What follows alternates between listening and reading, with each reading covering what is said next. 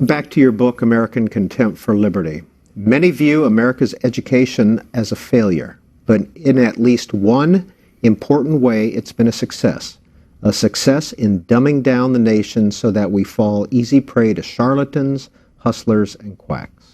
I think that is absolutely right. I think that if you just look at, I haven't watched any of the debates, but if you look at some of the debates, and particularly those of on the Democratic side of the spectrum, you find that Americans don't really care about the character of the person and what they're calling for our nation. And I think that's because I think Americans have become dumbed down by the educational system. But there's another success in the educational system, and that is teachers and the people who run the educational system. They have far greater power and fewer accountability standards than they've ever had. You've spent quite a bit of time writing about America's education system. What's happened to it, in your view? Well, I think that there's several things that have happened that has not been that don't portend for the good of the system. I think one has been the gross monopolization of education in our country.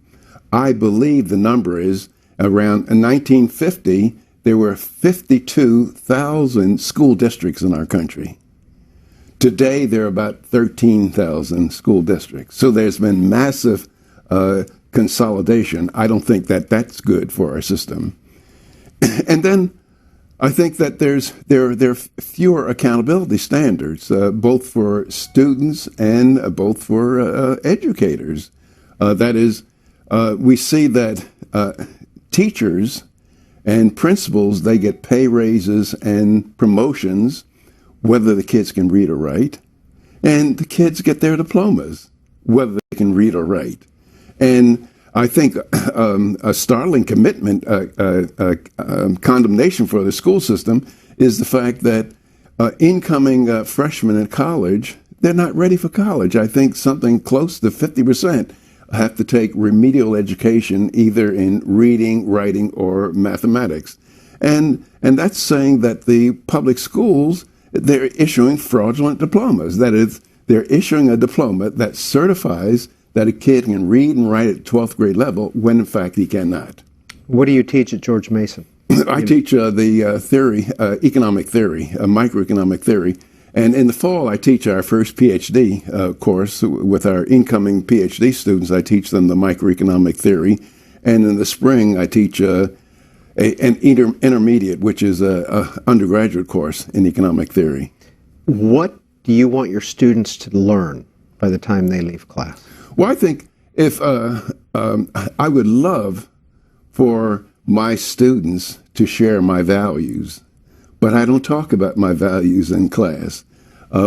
What I hope that they gain from my class is to learn how to think. That is, to learn how to engage in dispassionate analysis, and hopefully, if they get out in the world and they get into policy commissions, if they can engage in dispassionate analysis, they can come up with compassionate policies or compassionate ideas. What kind of education did you have? Well, I think I tell people, and it's not nice of me to say this, but I tell people that I am very happy that I received virtually all of my education before it became fashionable for white people to like black people. Now, what I mean by that is that when I earned a C in high school or in college, that was a real, honest-to-God C that I earned. And when I earned an A, that was a real, honest-to-God A that I earned. Those people did not care about the legacy of discrimination. They didn't care about my handicaps of being poor. They held me up to standards. And I think that that is very good. And I think that many students, both black and white, are not held up to high standards. For example, in my junior high school, one of our assignments was to write a 3-page essay. And I received my essay back from the teacher on 2 occasions, torn into 4 pieces with a little note on top of it at least you could spell correctly, rewrite. And so, but if a teacher did that today, the teacher might be in a lot of trouble because she might be hurting the kids' feelings of self-esteem.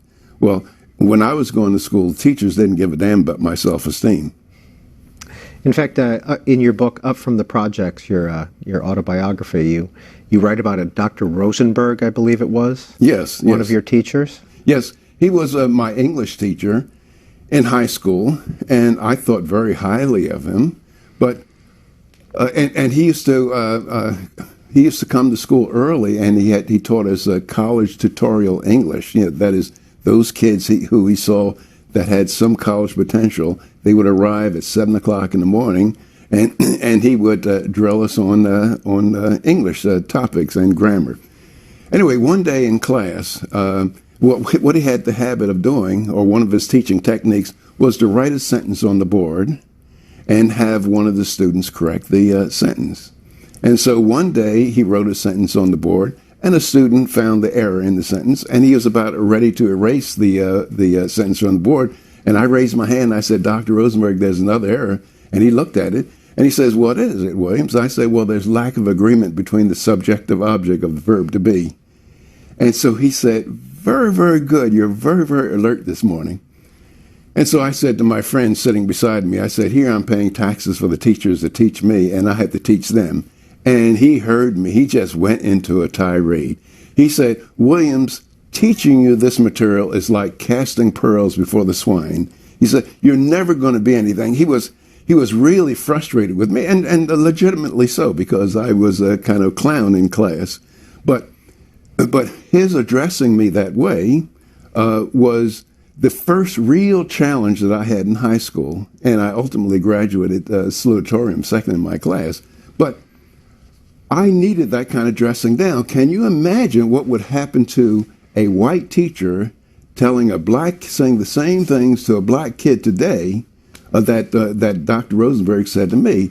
He'd be kicked out of the school. I mean, he'd be called a racist. He'd be condemned for not caring enough about the kids' feelings of self-esteem.